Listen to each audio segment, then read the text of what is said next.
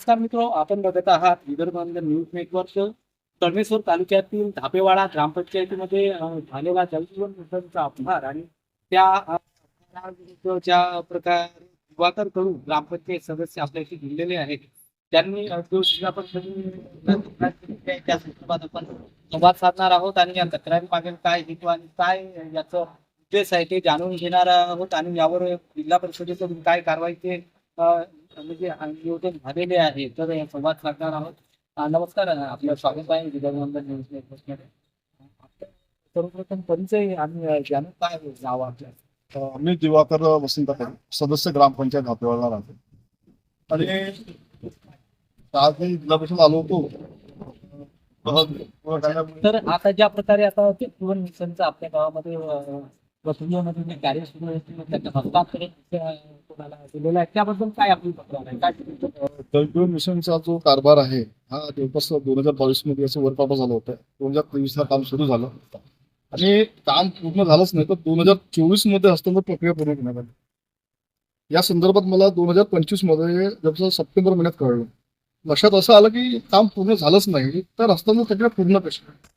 तर कथित ठेकेदाराला फोन केला, अभियंत्याला फोन केला. त्यांनी सांगितलं की आमचं हस्तांतर प्रक्रिया पूर्ण झालेलं आहे, त्याच्यामुळे सगळी जिम्मेदारी ग्रामपंचायतची. लोकांना पाणी भेटत नव्हतं आणि पूर्ण बोगस यादी नंतर लक्षात आलं बोगस वगैरे यादी आहे. त्यानंतर त्यांना कंप्लेंट केल्यानंतर जे आपलं जिल्हा परिषदला कंप्लेंट केली पहिली, त्यांनी कुठल्याकडे कारवाई नाही केली. त्यानंतर आयुक्ताकडे गेली, आयुक्ताकडून 5 महिने जाऊन सुद्धा त्यांनी पत्र दिलं आयुक्तांनी, त्याच्यात सुद्धा कारवाई झाली ना. आणि मग या सगळं व्यथित होऊन शेवटी मला कोर्टात झाला. तर कोर्टाने त्यांना डायरेक्ट निर्देश दिले त्या संदर्भात चौकशी करण्यासाठी. तर आता त्यांनीच त्या निर्देशानुसार सुनावणी 4 तारखेला झाली होती आयुक्ताकडे. त्यांना जवळपास 21 तारखेपर्यंत त्यांचे पूर्ण अहवाल सादर करा असं त्यांना सांगितलेलं आहे. त्या संदर्भात 5 सदस्य समिती स्थापन होती. अच्छा अच्छा.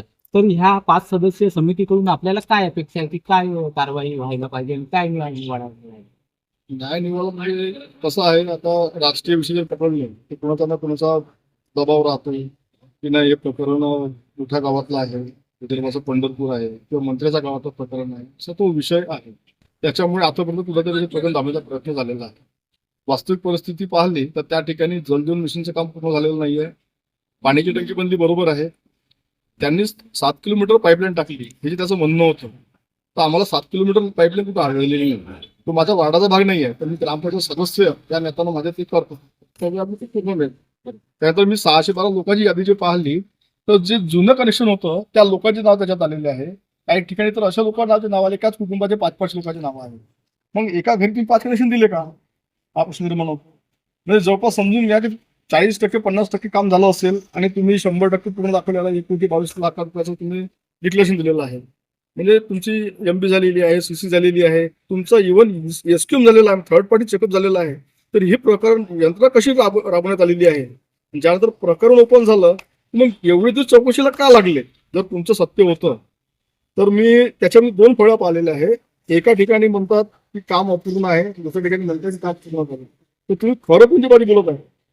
म्हणजे ज्याच्यामध्ये आपल्याला असं वाटतं की अपहार झालेला आहे त्या कार्यामध्ये.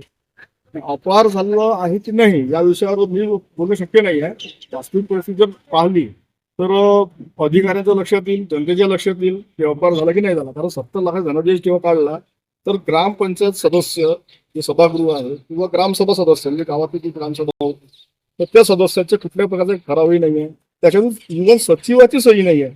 तर सचिवाची सही नसताना या प्रशासनाने 70 लाखाचा धनादेश कसा काढला. अच्छा, हा प्रश्न निर्माण होतो. एक मोठा प्रश्न आहे. आणि 612 लोकांची यादी जर तुम्ही नजरेतून वाचली, जर तुम्ही गावात चौकशी केली तुमच्या लक्षात येईल खरंच या 612 लोकांना कनेक्शन मिळालं का. हे नावं किती बोगस आहे, त्याचे लोक अस्तित्वातच नाही अशा लोकांचं सुद्धा नाव आहे त्याच्यामध्ये. म्हणजे प्रकरण किती गंभीर आहे. म्हणजे लहानसा प्रकरण नाही आहे. आपण हे मान्य करू शकतो 100 लोकांना कनेक्शन 2-4 लोक सुटले असेल हे मान्य करू शकतो आपण. पण त्याच्यामध्ये 612 लोकांची यादीच बोगस बनवलेली आहे. याच्यावर विषय काय असा आहे की ही यादी कोणी बनवली, त्याला सर्टिफिकेट कोणी केलेलं आहे, दोषी तोही आहे. बरोबर. ज्यांनी MBCC बनवलेली आहे तेही आहे, त्यावर तुम्ही MBCC बनवलेली आहे. धनादेश काढताना सचिवाचं प्रमाणित असलेलं पत्र असलं पाहिजे, तेही तपासलं नाही. ते अकाउंटेबिलिटी कुणाची आहे हे तपासणं गरजेचं आहे. आणि एवढं प्रकरण समोर येण्याकरिता मला 6 ते 7 महिने लागले. सुरुवातीला भ्रष्ट झालेच, होणारच आहे. तेव्हा संघर्ष करावाच लागतो जीवनामध्ये. पण त्याच्यासोबत मला कोकादे पायरी करता जो खर्च लागतो तर ते तर मला कोणी दिलं नाही ना.